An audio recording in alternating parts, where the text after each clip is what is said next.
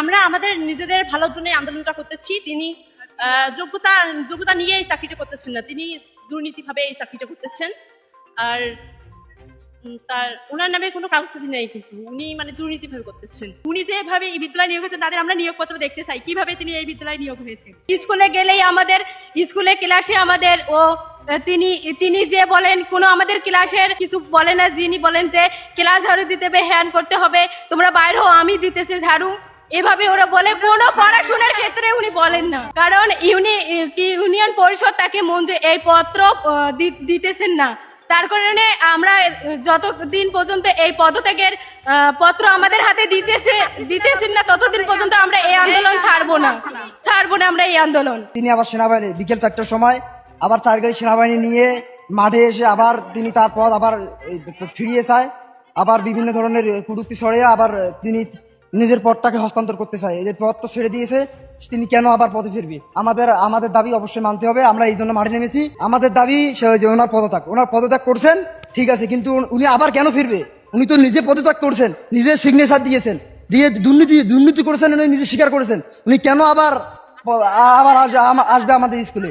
আমরা নতুন টিচার চাই। উনি পদত্যাগ করেননি, উনি পদত্যাগ না করে ওনার ওই যে ক্ষমতা প্রয়োগ করতেছে। উনি পদত্যাগে শুধু স্বাক্ষর দিয়ে ওরা আবার ক্ষমতা প্রয়োগ করতে চাই। যে কাল বিকেল 4টার সময় যে সেনাবাহিনী এনে আবার এই যে করলো, এই যে স্টুডেন্টদেরকে হুমকি দিয়ে আবার মানে বিভিন্ন করে আবার তিনি পদ ফিরিয়ে চাচ্ছেন।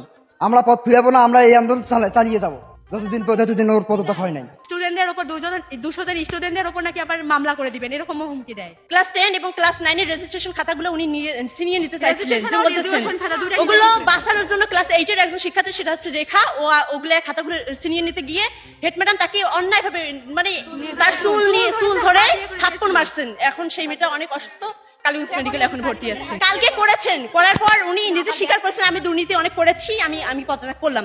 তারপর চলে গিয়েছেন, আমরাও চলে গিয়েছি। তারপর 4টা গাড়ি নিয়ে আসছে সেনাবাহিনীর, আনার পর তিনি বলছেন মানে অনেক ভাঙাচুরা হয়েছে, এখানে জনগণও আসছে, জনগণও তাকে চায় না, আমরা চাই না তাকে। আমি ক্লাস 6 এখানে ভর্তি হয়েছি, গত 4 বছর থেকে ক্লাস 10-এ উঠছি, 4 বছর থেকে এখানে লেখাপড়া করতেছি। আমাদের প্রতিষ্ঠানের মানে নিয়মিত যে ডিসিপ্লিন, একটা সময় মতো স্কুলে আসা, স্কুল ছুটি, এইগুলো হয় না আমাদের স্কুলে। যদি সপ্তাহে এখন 5 দিন ক্লাস, শনিবার যেহেতু বন্ধ, 5 দিন ক্লাস। আমাদের স্কুলে যদি একদিন ড্রেসের চাপ থাকে, একদিন যদি ড্রেসের কথা বলে, 4 দিন ড্রেসের কথা বলে না।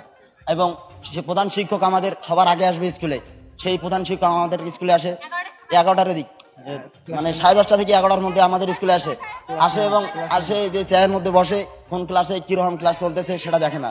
যদি হঠাৎ 2-1 দিন মানে 4-5 মাস পর যদি আমাদের মানে ক্লাসের মধ্যে আসে, তখন আসে শুধু আমাদের মানে কিছু জিজ্ঞাসা করে না, আমাদের কোন সাবজেক্টের সমস্যা, কোন সাবজেক্ট ভালো মতো হয় না, এবং আমাদের শুধু ক্লাসটার মানে পরিবেশ দেখে, যে ক্লাসটা কি অবস্থায় আছে, শুধু এইটুকু দেখে এবং চলে আসে সেখান থেকে।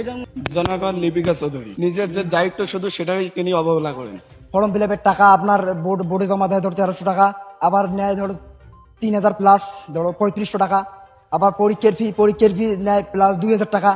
এগুলো টাকা কই পাই আমরা তো আমাদের তো টাকাটা লিমিটের মধ্যে থাকা উচিত। এগুলো টাকা আত্মসাৎ করে ওরা।